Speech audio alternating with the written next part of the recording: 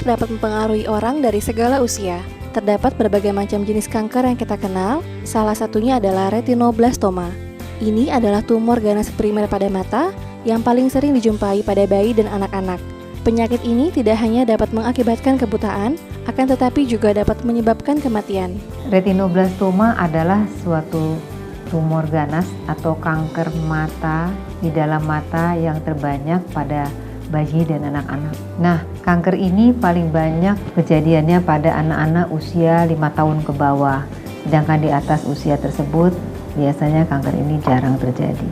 Retinoblastoma ini jenis kanker anak yang paling banyak nomor 2 menurut catatan di Rumah Sakit RSCM di data dari bagian anak.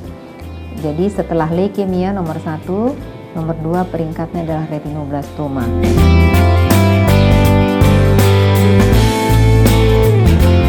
Gejala yang biasanya paling banyak diketahui atau disadari oleh orang tuanya adalah gejala ketika manik mata berwarna putih. Jadi kalau kita punya mata, di bagian tengahnya itu ada manik mata itu berwarna putih. Selain itu ada gejala mata juling, ada mata merah tapi walaupun jarang terjadi.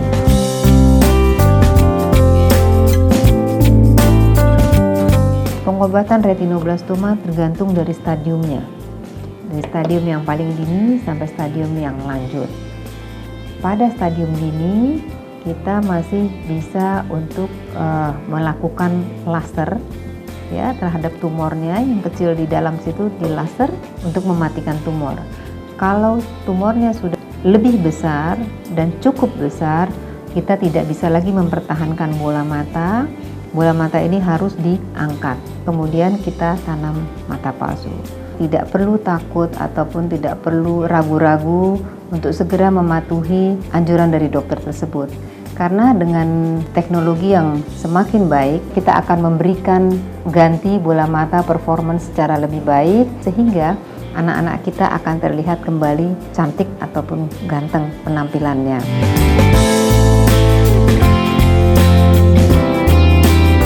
Masalah di Indonesia adalah 2. 1, deteksi dini yang kurang baik, yang tidak baik, pasien banyak datang dalam stadium lanjut.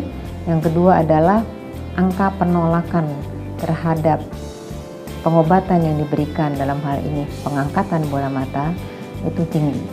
Biasanya orang tua ketika ditawarkan, dianjurkan oleh dokternya untuk diangkat matanya, maka orang tuanya kebanyakan akan, sebagian besar pada penelitian kami menolak, berusaha menunda pengobatan yang diberikan, entah pergi ke terapi herbal atau ke pengobatan alternatif, pengobatan alternatif, dan setelah itu ada sebagian yang kembali lagi ke dokter setelah tumornya bertambah besar, ada juga yang sama sekali tidak.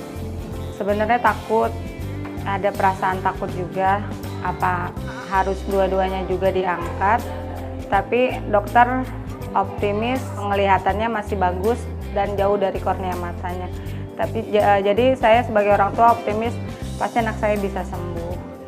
Jadi saya lakukan operasi itu. Alhamdulillah sampai sekarang sel kankernya sudah tidak aktif lagi setelah melakukan anjuran-anjuran yang dokter berikan.